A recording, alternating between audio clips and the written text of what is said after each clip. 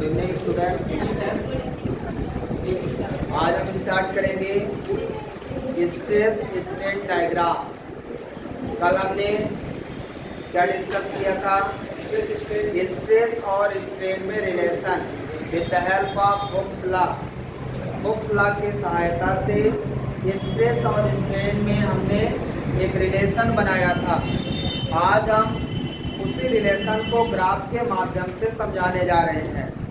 Stress strain diagram जो बनेगा उसमें से आपको ये समझना है कि ऐसा क्यों बनेगा, ठीक है ना? तो हेडिंग लगाएंगे सभी लोग, स्ट्रेस स्ट्रेन डायग्राम।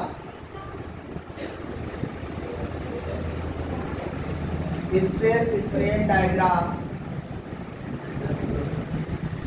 स्ट्रेस और स्ट्रेन के बीच में डायग्राम बनेगा। डायग्राम क्यों ऐसा बनेगा ये ध्यान रखना है, ठीक है? सबसे पहले एक तरफ हम स्ट्रेस लिखेंगे, दूसरी तरफ स्ट्रेन लिखेंगे। One side stress, another side strain. X axis में हमने स्ट्रेन ले लिया, वाई एक्सिस में हमने स्ट्रेस ले लिया। अब डायग्राम को स्टेप बाय स्टेप बनाएंगे और आपको ये समझना है कि ऐसा क्यों बनाएंगे। जैसा भी हम डायग्राम बनाने जा रहे हैं ऐसा क्यों बनेगा ये समझना जरूरी है। तो सबसे पहले यदि हम with in the limit of elasticity की बात करें तो अकॉर्डिंग टू हुक्स लॉ, यदि हुक्स लॉ के हिसाब से चले तो हुक ने क्या बताया था? Stress directly proportional to strain. Hooke's ने बताया था stress is directly proportional to strain. तो जब भी प्रोपोर्शनल होता है, मान लो x प्रोपोर्शनल y लिखा है, इसका मतलब जितना x बढ़ेगा उतना ही y बढ़ेगा। तो जब भी प्रोपोर्शनल ग्राफ होता है वो ग्राफ लीनियर ग्राफ कहलाता है। कैसा ग्राफ कहलाता है? Linear graph. लीनियर का मतलब है कि जितना स्ट्रेस इंक्रीज होगा उतना ही स्ट्रेन इंक्रीज होगा। क्लियर है? प्रोपोर्शनल का मतलब ही होता है जितना ये बढ़ेगा उतना ही ये बढ़ेगा। तो यदि मैं यहाँ पे स्ट्रेस और स्ट्रेन का रेशियो देखूं तो यदि ये जितना बढ़ेगा उतना ही ये बढ़ जाएगा। तो ये यहाँ से 45 डिग्री एंगल पे, कितने पे? 45 पे। मान लो ये पॉइंट O है और ये पॉइंट A है, मतलब ये पॉइंट प्रोपोर्शनल होगा। Within the limit of elasticity stress जितना इंक्रीज होगा उतना ही स्ट्रेन होगा। यहाँ तक समझ में आया क्या? अब क्या होगा? अब आएगी लिमिट ऑफ इलास्टिसिटी। अब आपकी लिमिट ऑफ इलास्टिसिटी मतलब beyond the limit of elasticity body permanently deformed. मतलब आप बॉडी में यदि और फोर्स लगाते हैं, डिफॉर्मिंग फोर्स, तो बॉडी क्या होगी? अब यदि डिफॉर्मिंग फोर्स रिमूव कर दे तो बॉडी अपने ओरिजिनल पोजीशन में नहीं आएगी। यहाँ तक तो ओरिजिनल पोजीशन में आ जाएगी। With in the limit of elasticity का मतलब ये है कि डिफॉर्मिंग फोर्स लगाकर बॉडी को खींचा और फिर डिफॉर्मिंग फोर्स को रिमूव कर दिया तो बॉडी अपने ओरिजिनल पोजीशन में आ गई। लेकिन beyond the limit of elasticity body खींची और फिर डिफॉर्मिंग हटाया तो बॉडी बैक आएगी, लेकिन ओरिजिनल पोजीशन पे नहीं आ पाएगी। तब उसे हम इलास्टिक बॉडी नहीं कहेंगे। समझ रहे हैं? ऐसी बॉडी को हम प्लास्टिक बॉडी कहते हैं जो ओरिजिनल पोजीशन से खिंच जाती है। समझ में आया? तो ये हो गया प्रोपोर्शनलिटी। मतलब यहाँ जो रीजन है वो कैसा रीजन है? प्रोपोर्शनलिटी। अब हम क्या करेंगे, डिफॉर्मिंग फोर्स बढ़ाते जाएंगे। क्या डिफॉर्मिंग फोर्स बढ़ाने से आपका स्ट्रेन बढ़ेगा? एक लिमिट तक तो बढ़ चुका, अब और बढ़ेगा, इलास्टिक लिमिट को क्रॉस कर रहा है। अब क्या कर रहा है, इलास्टिक लिमिट को क्रॉस कर रहा है। इसका मतलब प्लास्टिक रीजन में जा रहा है। इलास्टिक लिमिट को क्रॉस करने के बाद प्लास्टिक रीजन में आ जाएगा। अब यहाँ हुक्स लॉ फेल हो जाएगा। अब यहाँ पे हुक्स लॉ फेल हो जाएगा। Stress directly proportional to strain नहीं रहेगा। इसीलिए हुक्स लॉ में मैंने लिखा है within the limit of elasticity. Within the limit of elasticity ही stress directly proportional to strain होगा। जैसे ही beyond within the limit of elasticity के बाहर जाएगा तो फिर इलास्टिक लिमिट खो देगा और किस रीजन में पहुंच जाएगा, बॉडी प्लास्टिक रीजन में पहुंच जाएगी।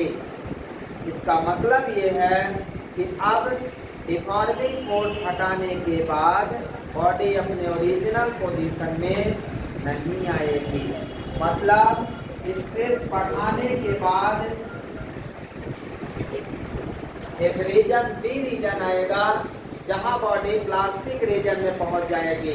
हमने खींचा, लिमिट ऑफ इलास्टिसिटी से ज़्यादा खींच दिया, अब डिफॉर्मिंग फोर्स हटाया तो बॉडी रिटर्न तो आई लेकिन अपने ओरिजिनल पोजीशन में नहीं आ पाई। हमने और खींचा, हमने और फोर्स लगाया पॉइंट सी। अब क्या हुआ, अब बॉडी इतनी खिंच गई, पहले लिमिट ऑफ इलास्टिसिटी को क्रॉस किया, प्लास्टिक रीजन में गया। अब प्लास्टिक रीजन को भी क्रॉस करने वाला है। प्लास्टिक रीजन का भी एक मैक्सिमम पॉइंट होगा। मतलब जब हम इसको खींचेंगे तो बॉडी रिटर्न आएगी, लेकिन एक ऐसी सिचुएशन मिलेगी जब बॉडी रिटर्न आना ही बंद कर देगी। नहीं समझे? पहले तो मैं खींच रहा हूँ, डिफॉर्मिंग फोर्स लगा रहा हूँ तो बॉडी रिटर्न आ गई। फिर मैंने और खींचा और डिफॉर्मिंग फोर्स हटाया तो ओरिजिनल पोजीशन में नहीं आई, लौटी लेकिन ओरिजिनल में नहीं लौट पाई। वो रीजन प्लास्टिक है। हमने और खींचा, अब हमने इतना खींच दिया बॉडी को कि अब बॉडी लौट ही नहीं रही है। अब पूरी बॉडी खिंच गई, मतलब प्लास्टिक रीजन का भी लास्ट पॉइंट आ गया। पहले तो डिफॉर्मिंग फोर्स हटाने के बाद बॉडी रिटर्न आती थी। रिटर्न जब ओरिजिनल में आ गई तो इलास्टिक, ओरिजिनल नहीं आई तो प्लास्टिक। लेकिन एक और कंडीशन आती है, जब और ज्यादा खींच दोगे तो रिटर्न आना ही बंद कर देगी। समझ में आ रहा है? That is the yield point. Yield point, वो पॉइंट यील्ड पॉइंट होता है जब बॉडी रिटर्न आना ही बंद कर देती है। बॉडी को खींचते जाओ, खींचते जाओ, खींचेगी, डिफॉर्मिंग हटाओगे, रिटर्न आएगी, पहले ओरिजिनल में आएगी, फिर और खींचोगे तो ओरिजिनल में नहीं आएगी, रिटर्न आएगी लेकिन ओरिजिनल में नहीं आएगी, फिर और खींचोगे तो रिटर्न आना बंद कर देगी। जहां पे रिटर्न आना बंद कर देगी वो मैक्सिमम प्लास्टिक रीजन हो जाएगा। मतलब अब यदि आपने और खींचा तो बॉडी अब ब्रेकिंग पॉइंट में पहुंच जाएगी। मतलब फोर्स और लगाया तो क्या होगा, ब्रेकिंग पॉइंट। डी हमारा क्या हो जाएगा, ब्रेकिंग पॉइंट। स्ट्रेन हमारा बढ़ गया, इसलिए सब चाहे कितना भी लगाइए कोई इफेक्ट पड़ने वाला, तो टूट गया। अब तो टूट गया तो डी हमारा ब्रेकिंग पॉइंट। ऐसा कर्व क्यों बना, समझ में आया? पहले ओए देखिए, प्रोपोर्शनल रीजन हमने इसको खींचा, 3 तरीके से समझना है। पहले मैंने डिफॉर्मिंग फोर्स लगाया, फिर हटाया, बॉडी अपने ओरिजिनल पोजीशन में आ गई, तब जब within the limit of elasticity है। Within the limit of elasticity है तो ऐसा होगा। Within the limit of elasticity के बाद आपने खींचा, beyond within the limit of elasticity body loses their elastic property खो देगी। तो बॉडी खींच दिया हमने, बॉडी रिटर्न आई, लेकिन ओरिजिनल पोजीशन नहीं मिला। ऐसे रीजन को प्लास्टिक रीजन कहते हैं। समझ में आया? फिर हमने और खींचा, पहले तो लौट भी रही थी, भले ओरिजिनल पोजीशन नहीं मिल रही थी, हमने और खींच लिया उसको, तो एक ऐसी स्थिति आएगी कि अब रिटर्न आना ही बंद कर देगी। बॉडी रिटर्न आना ही बंद कर देगी। वो पॉइंट हमारा एल्ड पॉइंट होगा, जहां से बॉडी रिटर्न आना ही बंद कर देगी। और फिर उसके बाद और खींचा तो फिर ब्रेकिंग पॉइंट मिल जाएगा। अब इसके बाद कुछ नहीं कर सकते। क्लियर है? यहाँ तक डायग्राम बना ले। चलिए ये सारे पॉइंट लिखते हैं। ये हमारा है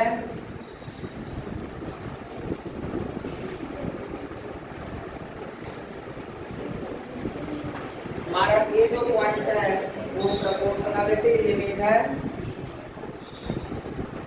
प्रोपोर्शनलिटी लिमिट का मतलब है stress directly proportional to strain है। यहाँ पे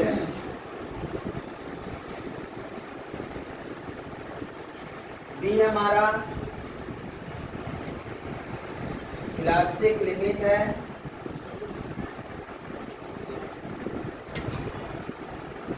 सी हमारा एंड पॉइंट है। डी हमारा ब्रेकिंग पॉइंट है।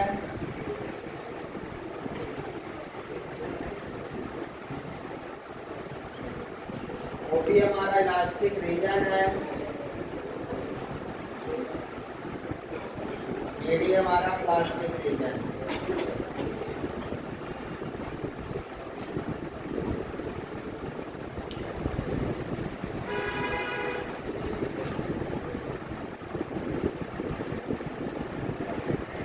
ये है आपका पॉइंट।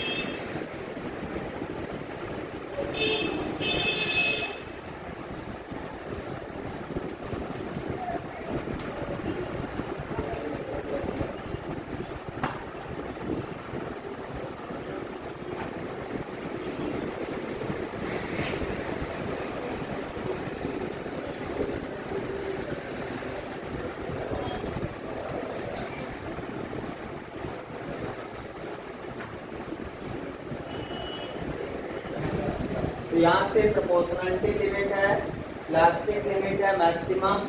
उसके बाद एंड पॉइंट आ जाएगा, जहाँ से बॉडी का जो कंप्रेशन होगा वो बंद हो जाएगा। मीन्स डिफॉर्मिंग फोर्स लगाने के बाद जो बॉडी रिटर्न अपने ओरिजिनल पोजीशन पे आती है वो नहीं होगा। अब बॉडी जितना एक्सटेंशन होना था हो गया, अब बॉडी रिटर्न्स नहीं आएगी, पूरी तरह से डिफॉर्म्ड हो जाएगी। परमानेंटली डिफॉर्म्ड बॉडी इसको बोलते हैं। प्लास्टिक रीजन पहुंचने के बाद बॉडी परमानेंटली डिफॉर्म्ड हो जाएगी, मतलब do not regain their original shape and size. ठीक है ना? फिर और लगाओगे धीरे धीरे। ये सारे बेल point, breaking point, elastic region और प्लास्टिक रीजन, और फिर ब्रेकिंग। ठीक है? इसके बाद डिस्कस करते हैं।